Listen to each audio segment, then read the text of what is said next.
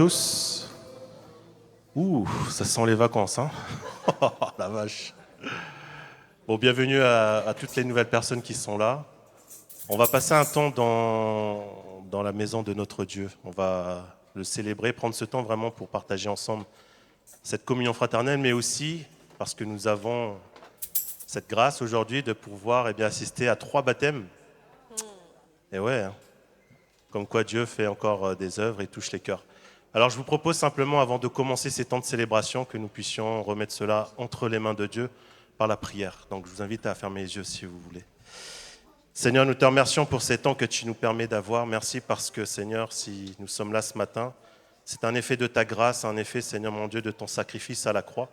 Oui, nous croyons que tu es mort sur cette croix pour pardonner nos péchés, mais aussi pour nous offrir cette nouvelle vie avec toi. Alors vraiment, Seigneur, ce matin, sois élevé, sois glorifié au travers de nos bouches, Amen. Au travers de nos pensées, mais aussi au travers de notre cœur. Je te prie, Seigneur, aussi pour tous ces baptisés. Seigneur, merci parce que tu as su, Seigneur, mon Dieu, toucher leur cœur. Et je te prie déjà de les accompagner sur ce nouveau chemin, Seigneur, mon Dieu. Que toute la gloire te revienne, notre Dieu. Amen. Amen. Amen. Ce matin, nous allons offrir notre reconnaissance, notre louange à notre Dieu. Et dans 1 Thessaloniciens, chapitre 5, versets 16 à 18, nous dit « Soyez toujours joyeux, priez sans cesse, exprimez votre reconnaissance en toutes circonstances, car c'est la volonté de Dieu pour vous en Jésus-Christ. » Et c'est ce que nous voulons faire ce matin, célébrer notre roi et lui offrir toute la reconnaissance qu'il est digne de recevoir. Amen. Est-ce qu'on peut se lever ensemble?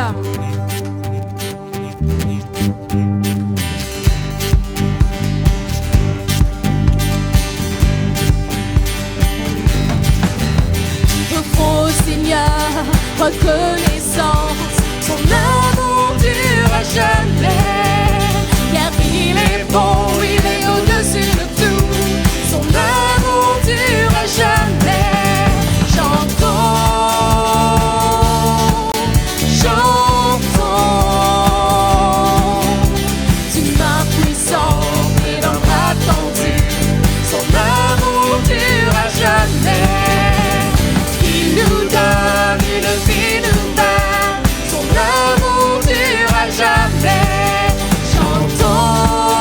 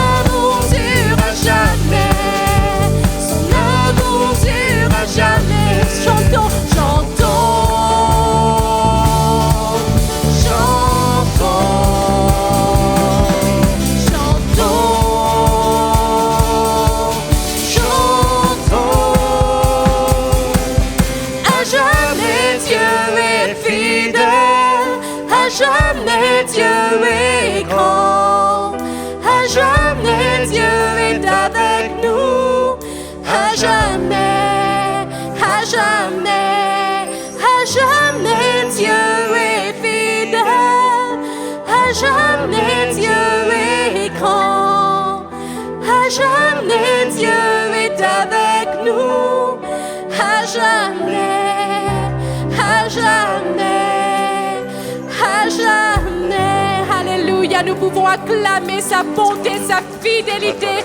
Il est toujours avec nous, quelles que soient les circonstances. Il est un Dieu fort, un Dieu fidèle et un Dieu bon qui prend soin de chacun de nous.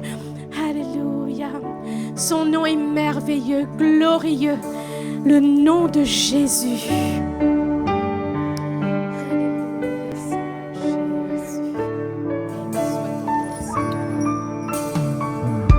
Tu es de l'art de la création, fils unique du Dieu très haut.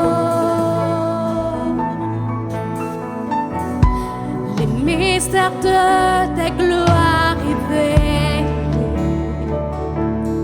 en toi, Christ, notre Seigneur.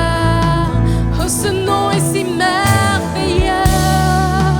Oh, ce nom est si merveilleux.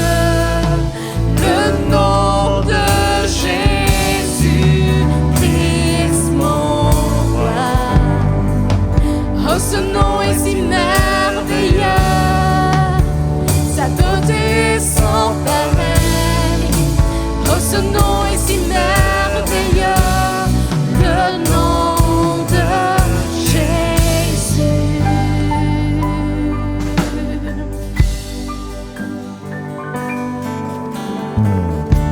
Tu n'as pas voulu les cieux sans. Alors Jésus, tu es venu.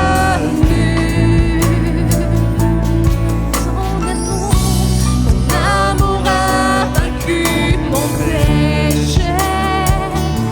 Rien ne peut nous séparer. Oh, ce nom est si glorieux. Oh, ce nom est si glorieux. Le nom de Jésus, Christ, mon roi. Oh, ce nom est si glorieux. Sa beauté est sans pareil. Oh, ce nom est si glorieux.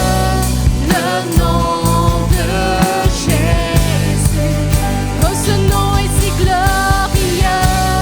Le nom de Jésus.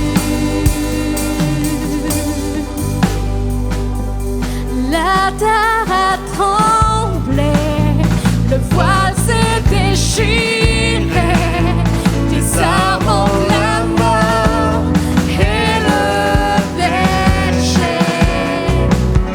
Les cieux chantent ta gloire, écho de ta victoire, car tu es le roi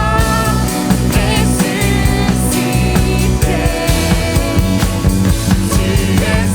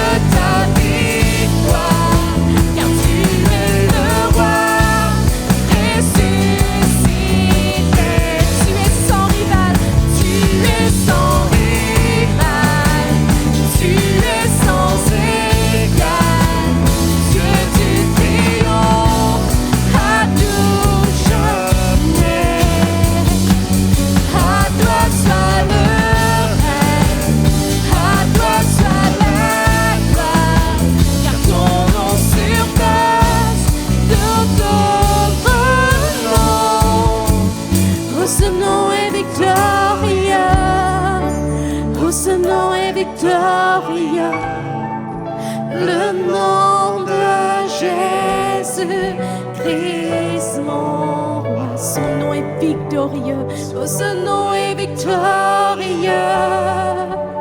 Sa puissance est sans pareil. Alléluia, Jésus. Victorieux, le nom de Jésus. Oh, ce nom est victorieux. Oh, ce nom est victorieux. Le nom de Jésus. De Jésus-Christ, mon roi.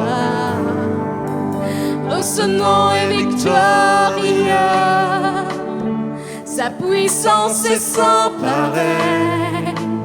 Oh, ce nom est victorieux, le nom de Jésus. Alléluia, Seigneur mon Dieu.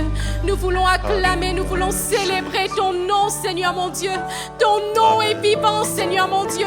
Seigneur Jésus, merci parce que tu es venu jusqu'à nous, Seigneur mon Dieu.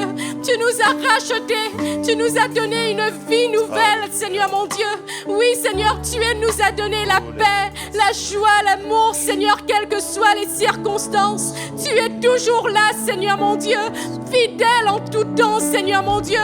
Le Dieu qui nous relève quand nous sommes abattus, le Dieu qui nous donne la paix quand nous sommes tourmentés. Seigneur mon Dieu, ton nom est victorieux, ton nom est glorieux, Seigneur mon Dieu, mon roi. Nul n'est semblable à toi, Jésus. Et ce matin, c'est vers toi que nous voulons tourner nos regards, Seigneur mon Dieu, mon roi.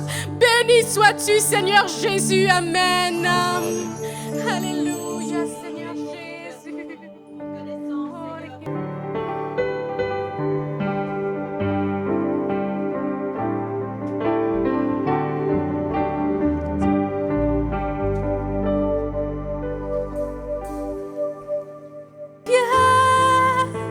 Seul abandonné, tu as souffert, méprisé, rejeté, tel une rose volée par nos pieds.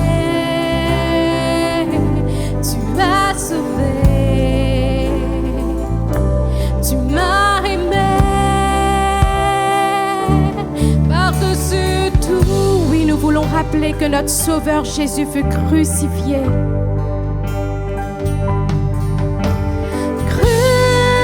Crucifié, seul abandonné, tu as souffert, méprisé, rejeté, tel une rose volée par nos pieds. Tu m'as sauvé, tu m'as aimé par-dessus tout, au-dessus des puissances, au-dessus des puissances, au-dessus des rois, au-dessus de la nature et de la création, au-dessus de tous les plans des hommes sages.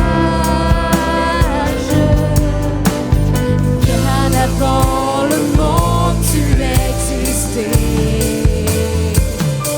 Au-dessus des royaumes, au-dessus des trônes, au-dessus des merveilles que ce monde a connues,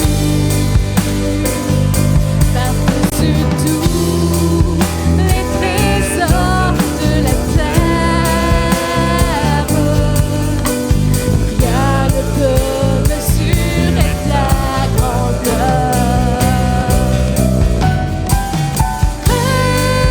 Crucifié, seul abandonné, tu as souffert,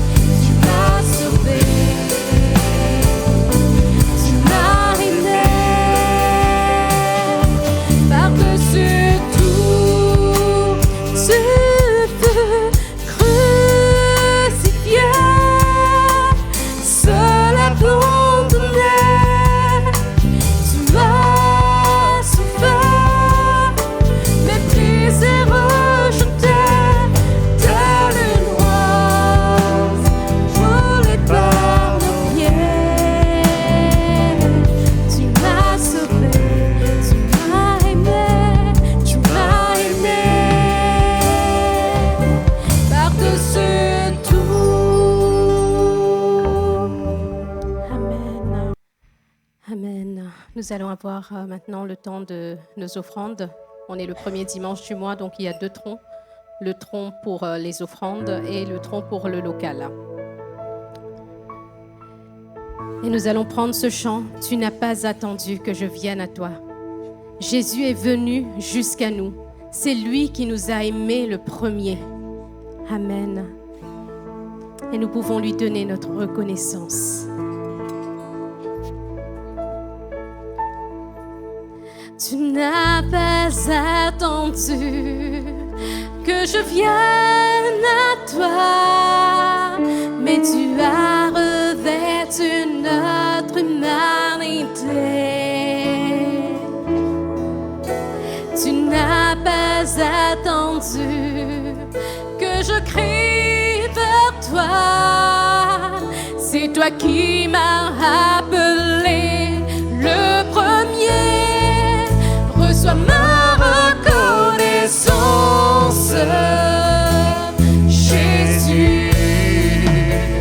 Ma reconnaissance pour la croix. Ma reconnaissance, Jésus, pour ta venue.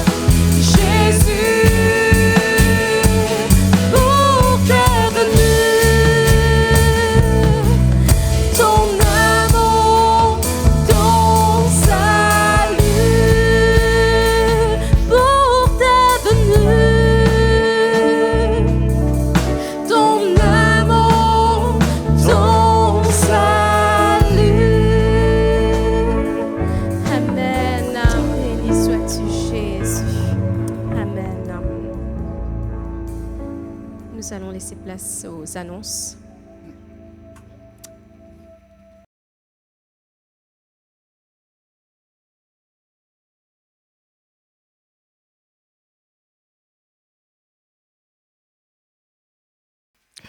Voilà, les Actes des Apôtres couvrent une période de l'Église, donc c'est juste après le départ du Christ, une période de l'Église d'environ une trentaine d'années.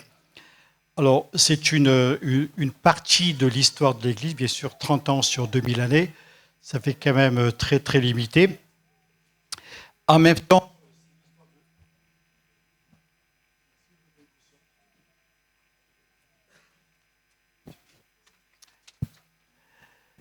Donc une trentaine d'années, une partie du récit concerne l'apôtre Pierre. Vous avez entendu parler de Pierre? Et donc voilà, dans les premiers chapitres, on nous parle de Pierre. Après, il y a des vagues de persécution, les gens vont être dispersés. Au chapitre 8, on arrive à une vague de persécution particulière où les gens ont été obligés de s'enfuir de Jérusalem. Et là où ils sont allés, ils ont ouvert des églises, donc en Samarie, au milieu des Samaritains.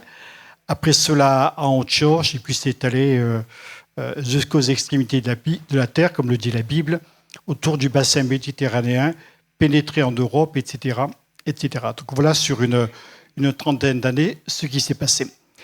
Et ce matin, je vais lire avec vous ce texte donc de Actes chapitre 8, verset 26. Il est parlé d'un homme qui s'appelle Philippe. Un ange du Seigneur, s'adressant à Philippe, lui dit: « Lève-toi et va du côté du midi, sur le chemin qui descend de Jérusalem à Gaza, celui qui est désert. » Il se leva et partit, et voici un Éthiopien, un eunuque, ministre de Candace, reine d'Éthiopie, et surintendant de tous ses trésors, venu à Jérusalem pour adorer sans retourner, assis sur son char et lisait le prophète Ésaïe. L'Esprit dit à Philippe: « Avance et approche-toi de ce char. » Philippe accourut et entendit l'Éthiopien qui lisait le prophète Ésaïe. Il lui dit: « Comprends-tu ce que tu lis ?» Il répondit: « Comment le pourrais-je si quelqu'un ne me guide ?» Et il invita Philippe à monter et à s'asseoir avec lui, donc dans le char. Le passage d'écriture qu'il lisait était celui-ci: « Il a été mené comme une brebis à la boucherie, et comme un agneau muet devant celui qui le tond, il n'a pas ouvert la bouche. Dans son humiliation, son jugement a été élevé, et sa postérité qui la dépeindra, car sa vie a été retranchée de la terre. » L'eunuque dit à Philippe: « Je te prie, de qui le prophète parle-t-il ainsi? Est-ce de lui-même ou de quelqu'un d'autre ?» Alors Philippe ouvra la bouche et, commençant par ce passage, lui annonça la bonne nouvelle de Jésus. Comme ils continuaient leur chemin, ils rencontrèrent de l'eau. Et l'eunuque dit: « Voici de l'eau, qu'est-ce qui empêche que je ne sois baptisé ?» Philippe dit: « Si tu crois de tout ton cœur, cela est possible. » L'eunuque répondit: « Je crois que Jésus-Christ est le Fils de Dieu. » Il fit arrêter le char. Philippe et l'eunuque descendirent tous deux dans l'eau, et Philippe baptisa l'eunuque. Quand ils furent sortis de l'eau, l'Esprit du Seigneur enleva Philippe et l'eunuque ne le vit plus. Tandis que, joyeux, il poursuivait sa route, Philippe se trouva dans Azote, d'où il alla jusqu'à Césarée, en évangélisant toutes les villes par lesquelles il passait. Voilà donc le texte que je voulais vous apporter ce matin. Ce texte se trouve dans les préparations au baptême. Tu t'en souviens, Bastien? Tu t'en souviens, Mélovic? Je vois une petite tête qui paraît là-haut. Tu t'en souviens, David? Alors, plusieurs choses vont caractériser cette rencontre entre Philippe et cet eunuque éthiopien. D'abord, ce qui est à remarquer, c'est que Dieu va déplacer, ou plutôt faire déplacer un homme, un évangéliste en renom, puisque Philippe est en Samarie, fait un travail d'évangélisation, de témoignage et de travail au milieu des Samaritains.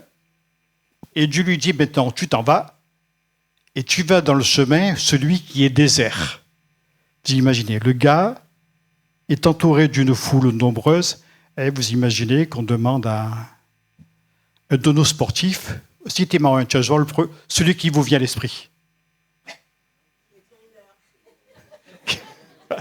Je m'y attendais un peu. Ou le nageur, là. Voilà, Léon Marchand.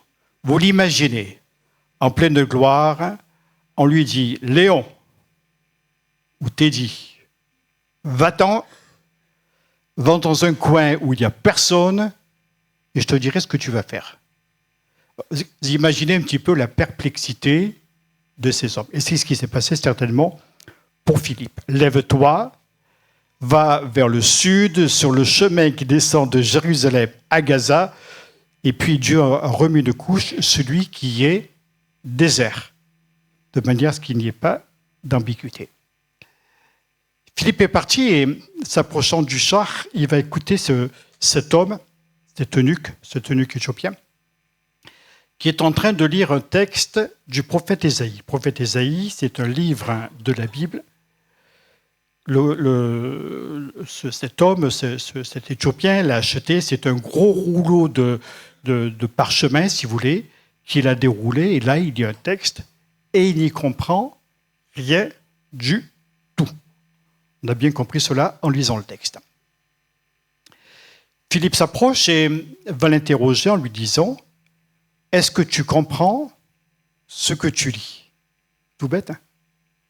Ça vous arrive des fois de lire un livre et de ne pas comprendre ce que vous lisez, surtout si vous êtes préoccupé. Par exemple, vous êtes sur une plage en train de faire bronzette, vous êtes en train de lire et vous relisez 10 fois la même page parce que vous ne comprenez rien. Le soleil, les vagues, les gens, le bruit, les ballons, etc. Donc vous ne comprenez rien et vous relisez. Là, c'est ce qui se passe. Il lisait, il ne comprenait rien du tout. Alors, la première chose qui m'intéresse dans ce texte, qu'est-ce qui a commencé à interpeller, quelle est la chose, l'élément qui a commencé à interpeller cet eunuque éthiopien? Quelle est la première chose qui l'a interpellé? Est-ce que quelqu'un pourrait me répondre? Notamment ceux qui ont travaillé dur pour arriver au résultat de ce matin. Première chose qui les a interpellés. Allez, je vous aide. C'est le texte qu'il est en train de lire dans l'Ancien Testament, dans le prophète Ésaïe. Il n'y comprend rien. Ça lui pose une interrogation, mais il est interpellé par ce texte. Il va dire tout simplement, de qui le prophète parle-t-il? Alors le prophète va lui expliquer que cette personne qui a été menée comme une brebis à la boucherie, c'est le Christ qui s'est incarné en Israël, en Galilée, qui a vécu à Nazareth, qui a vécu à Jérusalem. Cet homme qui est mort sur une croix. Et à partir du texte qu'ils viennent de lire, Philippe va lui expliquer le principe de l'Évangile. L'Évangile, c'est la mort de Dieu pour chacun d'entre nous. L'Évangile, c'est Christ qui a offert sa vie pour chacun d'entre nous. Et si nous croyons cette parole, si nous croyons ce que nous dit la Bible, alors nous avons la possibilité de rencontrer le Seigneur. De qui le prophète parle-t-il? Est-ce de lui-même? Est-ce que c'est de quelqu'un d'autre? Le prophète est en train de lui parler de Jésus. Et le message de Jésus est un message de salut, un message de guérison, un message de délivrance. Puis ils vont continuer. Alors, Philippe va... Je tourne ma page.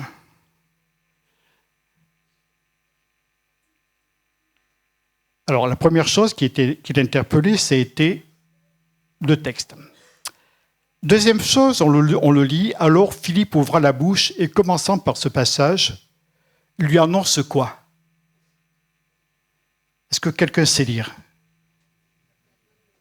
Est-ce que quelqu'un sait lire et peut me lire le texte? Philippe ouvra la bouche et, commençant par ce passage, lui annonça la bonne nouvelle de Jésus. L'Évangile, c'est une bonne nouvelle. La bonne nouvelle que nous appartenons à Dieu, que Dieu vient pour nous sauver, que Dieu vient jusqu'à nous pour nous rencontrer. L'Évangile, c'est la bonne nouvelle de l'amour de Dieu. L'Évangile est l'annonce que Dieu est notre Père et que nous sommes ses enfants, tout simplement. Et nous pouvons être les enfants de Dieu par une démarche qui est toute simple d'accepter le message qu'il nous donne, ouvrir notre cœur à son amour et le recevoir au fond de nous-mêmes. À tous ceux qui l'ont reçu, dit la Bible, à ceux qui croient en son nom, je leur ai donné le pouvoir de devenir des enfants de Dieu. Voulez-vous avoir le pouvoir de devenir un fils ou une fille de Dieu, un enfant de Dieu? Il vous suffit de croire et d'accepter le message de la bonne nouvelle de Jésus. Puis ils continuent leur chemin. Ils continuent leur chemin et ils rencontrent de l'eau. Alors, vous vous souvenez qu'on est dans un désert. Vous avez capté. 20 ans sur le chemin de Gaza, celui qui est désert. Ils sont dans un désert. Alors, en principe, quand on part dans un désert, on fait des réserves d'eau pour éviter de mourir de soif en cours de route. Ils voient de l'eau. Alors, je suppose que ce n'est pas l'eau de leur gourde. Je suppose qu'il n'y avait pas de robinet. À l'époque, on n'avait pas inventé les robinets. Je suppose qu'ils ont rencontré une oasis, un puits, j'en sais rien. Voici de l'eau. Qu'est-ce qui empêche que je ne sois baptisé? Et c'est la troisième chose qui apparaît. Donc, je récapitule. La première qui a interpellé l'eunuque éthiopien, c'était quoi? Le texte du prophète Ésaïe. Est-ce que vous êtes d'accord? Mais non, c'est les vacances ou quoi? La deuxième chose qu'il a interpellé, c'est le message apporté par Philippe, la bonne nouvelle de Jésus. La troisième chose qui va l'interpeller, c'est de l'eau. Voici de l'eau, qu'est-ce qui empêche que je ne sois baptisé? Et vous avez remarqué, la réponse de Philippe, toute bête, excusez-moi le terme, toute simple, si tu crois de tout ton cœur, cela est possible. Et que va répondre l'homme? On va le dire tous ensemble. Je crois que Jésus-Christ est le Fils de Dieu. Alors on s'y remet. Je crois que Jésus-Christ est le Fils de Dieu. Voilà. Cet homme avait rencontré Jésus comme étant le Fils de Dieu. Vous avez vu, le processus était tout simple. J'allais dire bêtement simple. Un texte qu'on lui explique, une explication qui va dans son cœur. Si tu crois de tout ton cœur, c'est possible que tu te fasses baptiser. Et il dira, je crois que Jésus-Christ est le Fils de Dieu. Alors ils arrêtent le char, on reprend la lecture. Philippe et l'eunuque descendirent tous deux dans l'eau. Tiens, ils descendent dans l'eau. Donc il y a peut-être un peu plus que 4 gouttes d'eau dans un verre. Vous êtes d'accord? Vous avez déjà essayé de descendre à 2 dans un verre? Ça ne marche pas. Donc ils descendent dans l'eau. Donc j'en déduis que c'était une mare, un truc comme ça, peut-être une, j'en sais rien. Enfin, en tout cas, ils peuvent descendre. Et Philippe baptisa l'eunuque. Le mot baptiser est un mot technique, un mot grec. C'est un mot qui est rentré dans le langage courant. C'est un mot qui, à l'origine, désignait des réalités quotidiennes chez les Grecs. On baptisait, on immergeait dans de l'eau. Par exemple, vous étiez en train de faire la vaisselle. Est-ce que vous alliez mettre 3 gouttes d'eau sur votre vaisselle pour la laver? Non. Vous l'aviez trempée dans un récipient, vous alliez frotter, etc., etc., déjà à l'époque. Le mot baptiser signifie littéralement immerger, c'est-à-dire immerger complètement dans l'eau. Alors c'est un mot grec qu'on a francisé, comme on a un peu fait l'habitude avec certains textes des langues anciennes. On l'a francisé, ce qui fait que maintenant, on va baptiser un enfant, on va baptiser un adulte, on va lui baptiser en lui mettant quelques gouttes d'eau sur le visage. Est-ce que si je mets quelques gouttes d'eau sur le visage de Bastien, de Mélovic ou de David, Est-ce que je les ai plongés dans l'eau? Tu peux me répondre, David, Bastien? Si je mets 4 gouttes d'eau sur toi, non, il en faut un peu plus.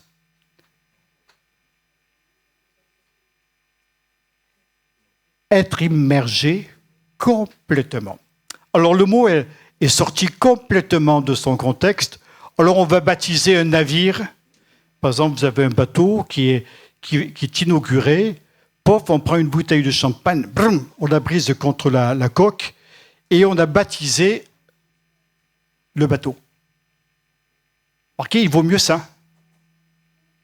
Parce que si le bateau, on le baptise littéralement, au sens profond du terme, et qu'on l'immerge complètement, on a un exemple frappant au début du XXe siècle, le Titanic. Il avait été baptisé, après il a coulé. Et le mot couler serait plus propre à désigner qu'il a été baptisé. Est-ce que vous avez compris donc le sens du mot? Il faut arrêter le char, ils descendent tous les deux dans l'eau et Philippe immerge, baptise l'eunuque. Quand ils furent sortis de l'eau, ils sont entrés, ils en sortent, l'Esprit du Seigneur enleva Philippe et l'eunuque ne le vit plus. Alors j'aime bien la fin de ce texte, tandis que joyeux il poursuivait sa route, Philippe se trouva dans Azote, d'où il alla jusqu'à Césarée, en évangélisant toutes les villes par lesquelles il passait. Il s'est donc fait quelque chose dans la vie de cet eunuque éthiopien. Il a rencontré le Christ, et après cette rencontre, il s'est fait baptiser. Il a été immergé lors de cette rencontre. Avez-vous compris ce que j'ai voulu vous dire? Et le baptême est, si vous voulez, comme le scellement de quelque chose qui s'est passé. Est-ce que le baptême aurait pu remplacer la lecture du texte que lisait cet homme? Non. Est-ce que le baptême aurait pu remplacer la parole que Philippe lui a apportée? Bien sûr que non. Est-ce que le baptême aurait pu remplacer la confession qu'il fera lorsqu'il dira « Je crois que Jésus-Christ est le Fils de Dieu ». C'était impossible. Ce n'était pas un acte physique qui allait remplacer des réalités spirituelles, mais il fallait que la foi vienne dans le cœur de cet eunuque éthiopien, surintendant des trésors de la reine Candace, un homme important, mais un homme qui avait besoin de rencontrer Jésus.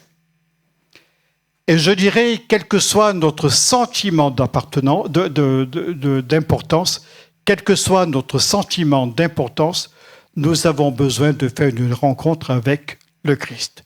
Si tu crois de tout ton cœur, c'est possible que tu te fasses baptiser. Bastien, est-ce que tu crois de tout ton cœur? Oui, on va t'écouter dans quelques instants. Tu veux venir sur l'estrade. Mélovic, est-ce que tu crois de tout ton cœur? Vous l'avez entendu devant moi, je ne t'ai pas entendu. Oui, tu veux t'approcher? Bastien, Mélovic. David, est-ce que tu crois de tout ton cœur? Oui, approche-toi aussi. Et on va écouter ce que maintenant ils vont nous dire.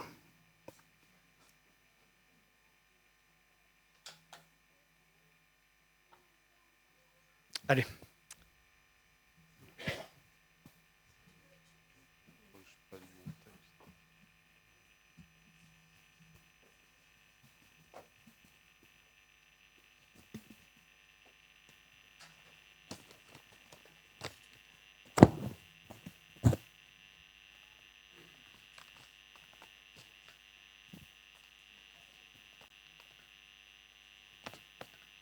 Bonjour,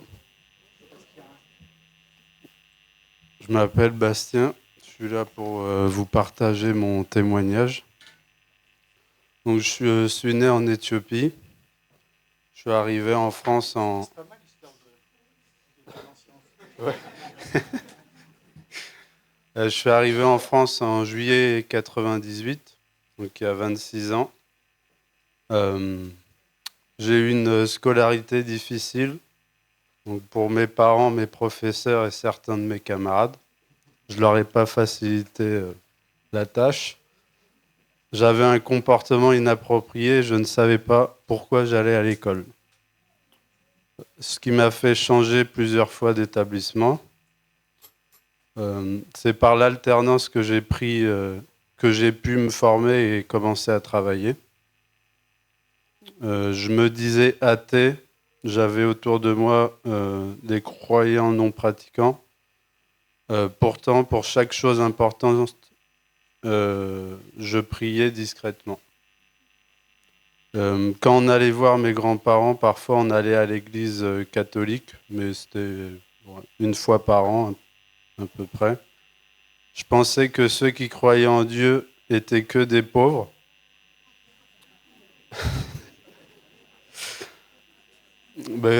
Autour de moi, il n'y avait pas beaucoup de croyants et tout ce que je voyais, c'était qu'en Occident, il y avait peu de convertis ou peu de personnes qui allaient à l'église, alors que ailleurs qu'en Occident, tous croyaient en Dieu. En tout cas, plus que ici. C'est lors du confinement que j'ai commencé. Le confinement, c'est lors du confinement que j'ai commencé à lire la Bible qu'on m'avait offerte quelques années avant. Je l'avais jamais lu quand on me l'a offert, j'ai jamais lu, mais je l'ai mis dans un coin, je l'ai gardé avec moi et c'est lors du confinement que je l'ai ouvert. J'ai commencé à m'intéresser à la parole et en suivant des gens sur Internet, j'ai vu qu'il n'y avait pas que les pauvres qui croyaient en Dieu, donc ce qui m'a fait changer d'avis. Et c'est en décembre 2020, on m'avait invité au Nouvel An de l'église de Nantes, ce que je connaissais de l'église, donc que l'église catholique. J'ai vu un nouvel environnement et pour moi ça me parlait plus et c'était plus joyeux que l'église catholique. Et donc c'est en janvier 2021 où j'ai pris la résolution d'aller à l'église. Donc pendant le confinement, ça s'était pas très bien passé. Comment dire, je broyais du noir en fait. Le monde me faisait peur et je perdais espoir. Et donc c'est en lisant la parole que je l'ai retrouvé. Et donc après, je suis arrivé à Poitiers en mars-avril 2021, donc ça fait 3 ans. Dès que je suis arrivé ici, je voulais me faire baptiser, mais vu qu'il fallait prendre le micro devant tout le monde, j'osais pas. Donc ça fait 3 ans que j'attends. Donc maintenant, j'en ai marre d'attendre et c'est pour ça que je suis là.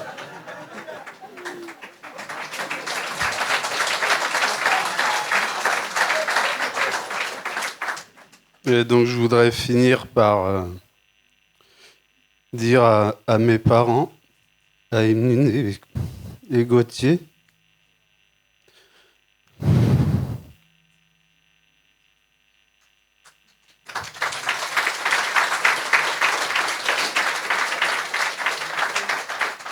que je leur demande pardon d'avoir été dur par moment.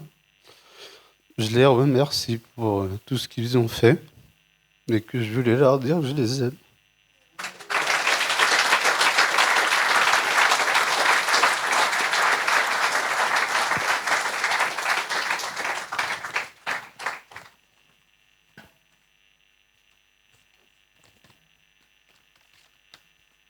Bonjour à tous. Moi, c'est Melovic et j'ai 21 ans. Ça fait 9 ans que je suis arrivé ici avec ma mère et mon frère. Certains me connaissent justement. Mais du coup, moi, j'ai grandi dans une famille chrétienne où en fait, ma mère, elle a connu la parole de Dieu grâce à sa grand-mère. qui nous l'a transmis jusqu'à aujourd'hui. Et en fait, on est arrivé en métropole il y a 9 ans. Et moi, à cause de mon enfance qui était compliquée avec mon père, tout ça, comme je suis né à La Réunion, on est venu ici, en fait. Et en fait, je vais sauter quelques étapes ici parce que moi, je suis resté que 5 ans ici, en fait. Et après, je suis reparti seul à La Réunion parce que, en fait, j'avais comme un mal du pays et j'arrivais pas à rester ici, du coup. Et en fait, je suis resté 5 ans ici. Après, je suis reparti à La Réunion où là-bas, j'ai continué mes études. Et j'ai suivi mes études jusqu'à fin année 2021. Et où là, c'était déjà compliqué pour moi là-bas parce qu'en fait, j'étais tout seul et j'avais pas vraiment d'autres personnes, ce qui comptait. Après, j'avais ma famille, ma grand-mère et euh, mes tantes. Mais pour moi, c'était compliqué parce que déjà de base, je suis quelqu'un où j'arrive pas trop à m'exprimer ou dire ou en parler de mes problèmes en fait. Et bah, je suis arrivé là-bas, j'ai fait ma formation en électricien télécom. J'ai eu mon diplôme et même là où c'était très compliqué, j'ai beaucoup prié pour que en fait, bah, je puisse m'en sortir aussi dans ça parce que au début c'était compliqué pour moi vu que je croyais pas vraiment en mes capacités en fait. Et à partir de là, à la fin de mes études, quand j'ai eu mon diplôme, en parallèle de ça, j'ai passé mon permis, tout ça. Et en fait, à La Réunion, j'avais un pied dans le monde, quoi. Et en fait, moi, là-bas, bah, au début, quand j'ai fini ma formation, en fait, j'ai commencé à sortir, à beaucoup sortir. Et on avait un groupe d'amis là-bas où, en fait, ça devenait quotidien où je sortais. J'étais vraiment beaucoup dans des fêtes où on allait en boîte et tout, des trucs comme ça. Et euh, au fur et à mesure du temps, tout ça, c'était en 2000, 2000, c'est de 2020 jusqu'à 2023, quoi, fin 2023. Bah, je me suis rendu compte que, en fait, même si je faisais tout ça, en fait, ça me correspondait pas et que j'avais comme un vide à chaque fois à combler et que c'était compliqué pour moi. Et il y avait même une période où je me suis éloigné de Dieu et j'arrivais plus en fait, j'allais plus en fait à l'église et de là-bas en fait, c'était très compliqué où j'ai prié aussi pour que en fait que le Seigneur puisse m'aider à m'en sortir. Et suite à ça en fait, j'ai j'ai réussi justement à passer cette étape-là où c'était compliqué pour moi. Et je me suis dit, en fait, parce que déjà, depuis un moment, le baptême, il m'a appelé, je me suis dit, en fait, que je vais peut-être rentrer chez moi avec ma mère et tout pour me baptiser, parce que pour moi, c'était là où je me sentais vraiment familier ici, dans cette église. Et en fait, quand je suis revenu, bah, déjà, pour moi, c'était un peu compliqué vu que je voulais vraiment me baptiser, mais en fait, c'était que j'avais beaucoup d'attaques, où j'avais beaucoup de culpabilité en fait sur ce que je faisais avant ou ce que j'ai fait.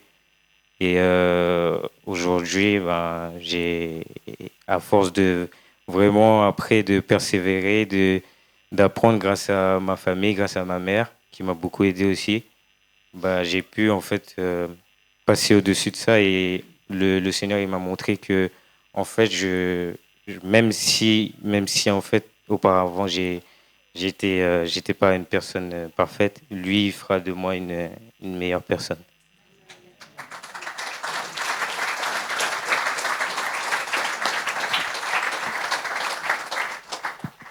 Bonjour à tous. Donc moi je m'appelle David, j'ai 18 ans et pour ceux qui se souviennent de moi, je venais à l'église ici quand j'étais petit. Je voulais vous dire que bon, moi j'ai quand même passé quelques périodes difficiles dans ma vie. Il faut savoir que pendant le collège, peut-être qu'il y en a qui se sont demandé pourquoi je venais plus à l'église.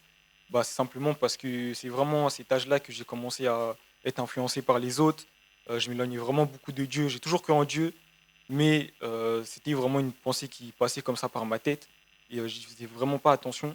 Donc voilà, j'étais vraiment égaré. Et c'est vraiment quand je suis entré au lycée où il y avait vraiment autour de moi quand même une majorité d'athées que je me suis quand même remis en question. Et c'est vraiment là que j'ai commencé à lire ma Bible. Donc c'était à peu près il y a 2 3 ans si je me rappelle bien. C'est là que j'ai vraiment commencé à lire ma Bible, que j'ai commencé à prier, que j'ai vraiment décidé de remettre ma vie dans les mains du Seigneur. Et donc voilà, ça fait depuis 1 an que je voulais me faire baptiser. J'en ai parlé à mon père, tout ça. Ça n'a pas toujours été facile avec lui, mais il a toujours été là pour moi, pour me soutenir. Donc je lui ai parlé du baptême. Donc voilà, aujourd'hui, maintenant, je viens pour me faire baptiser. J'ai officiellement décidé de donner ma vie à Jésus-Christ. Et pour ceux qui ne l'ont pas encore fait, vraiment faites-le. C'est vraiment, ça va vous aider ça va vous aider ça va vous aider dans votre vie. Il m'a aidé à avoir mon bac cette année. J'ai eu mon permis également. Voilà, depuis que j'ai donné ma vie à Jésus-Christ, j'ai tout réussi dans ma vie. Bien évidemment, ça ne veut pas dire que je ne peux plus pécher. C'est quand même quelque chose qui arrive quand même, mais les périodes difficiles ont été parcourues plus facilement grâce au Seigneur. Donc voilà, aujourd'hui, je viens pour me faire baptiser au nom de Jésus-Christ.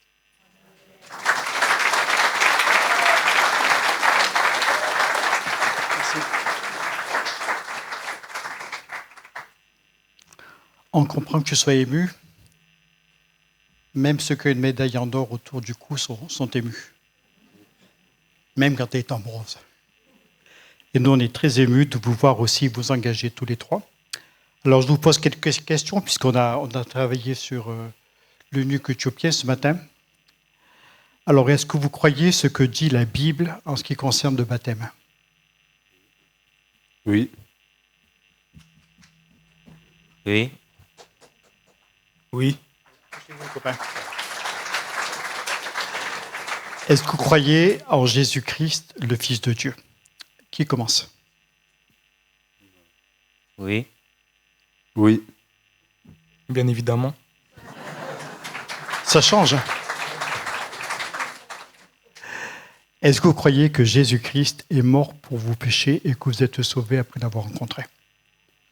Qui commence? Oui, je le crois. Oui, je le crois. Oui, je le crois. Là, ils ont tous dit pareil. Voilà. Je suis vraiment content de vous voir vous engager. Je t'ai connu très jeune, je t'ai connu très jeune aussi. Tu avais quel âge quand tu es arrivé à Poitiers? 5 ans? D'accord. On a suivi ton itinéraire, plus ou moins loin. Il habite très loin maintenant, il habite au milieu des Basques. Vous savez où c'est le Pays Basque? C'est là-bas. Là-bas. En bas de la France. Là, bien, je vais vous baptiser, on va passer de l'autre côté. La famille, les amis, vous pouvez suivre. La seule chose que je vous demande, c'est de ne pas plonger dans le baptistère en même temps que nos amis. On va y aller ensemble. Comment? Vous pouvez prendre des photos, oui, bien sûr.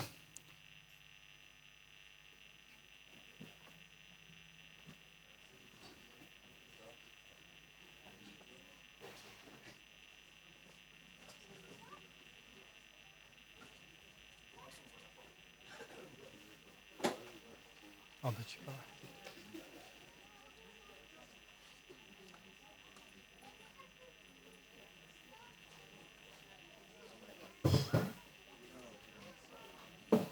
En plus, on a affaire des sportifs, là. Alors, tu t'es tendu du froid, comme ça va. Tu cales tes pieds contre la paroi, là.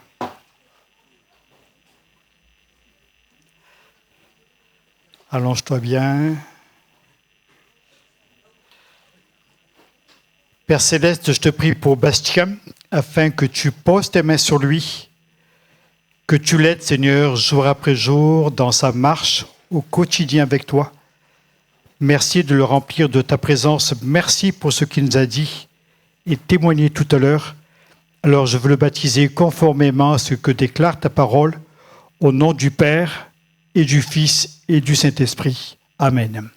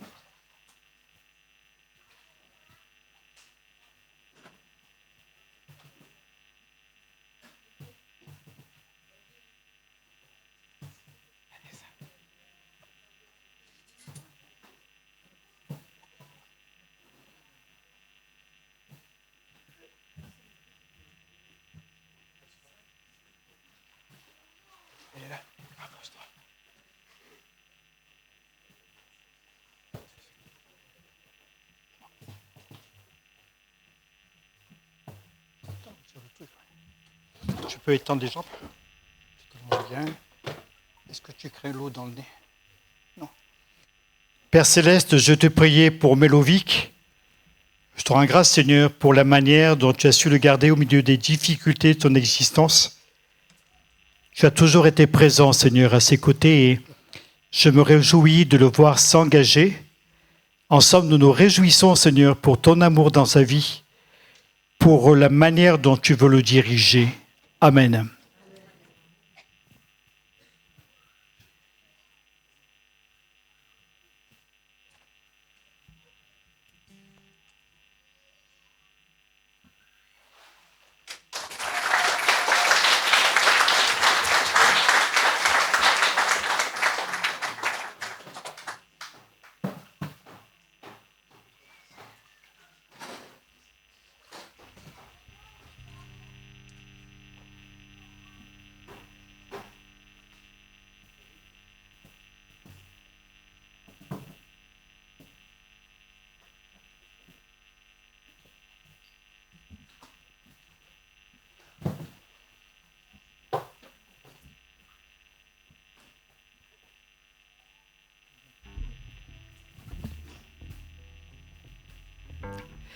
Merci, Père, de bénir David aussi.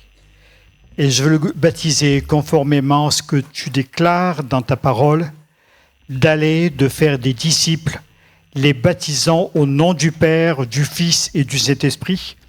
Je te demande, Seigneur, de bénir ce garçon, de veiller sur sa vie et de l'aider, Seigneur, dans son jeune âge, afin qu'il puisse vraiment te suivre de tout son cœur. Amen.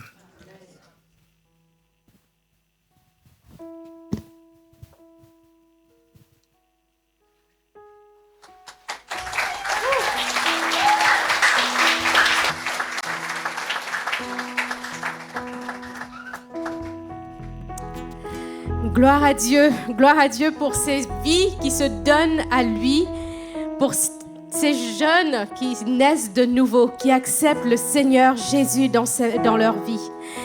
Et si toi aussi, tu n'as pas encore fait ce choix, que tu as envie de passer par les eaux du baptême, de naître à cette nouvelle vie en Jésus-Christ, tu peux le faire.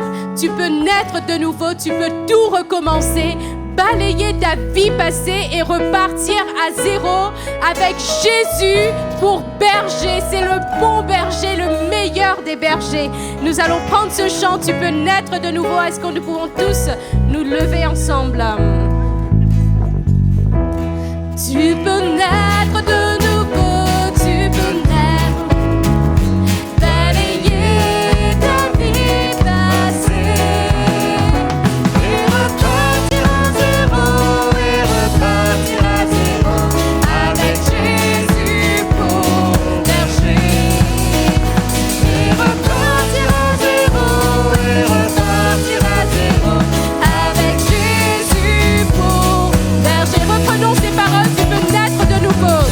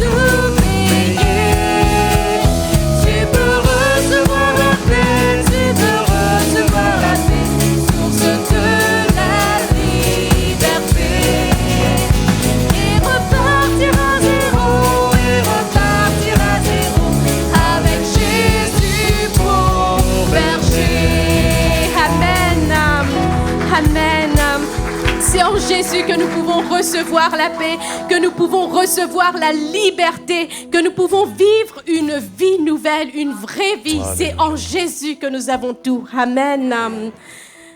Nous allons terminer ce moment avec ce chant « Dieu Sauveur ».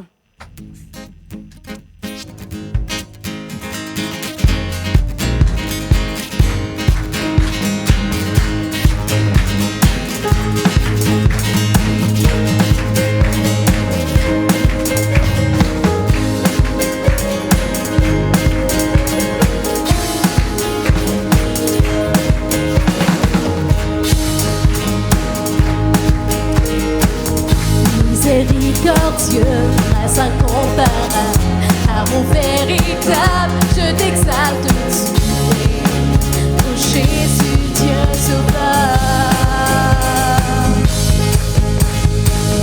Précieux Fils unique, d'autres sans pareil, sagesse insondable, je t'exalte, tu es, oh Jésus, Dieu sauveur.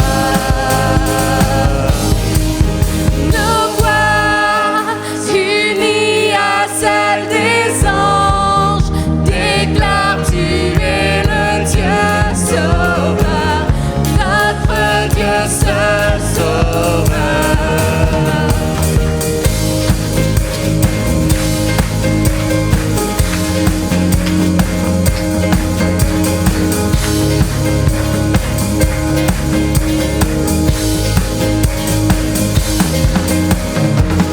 Toujours invaincu, héros triomphant, puissance absolue, je t'exalte, tu es Jésus, Dieu sauveur.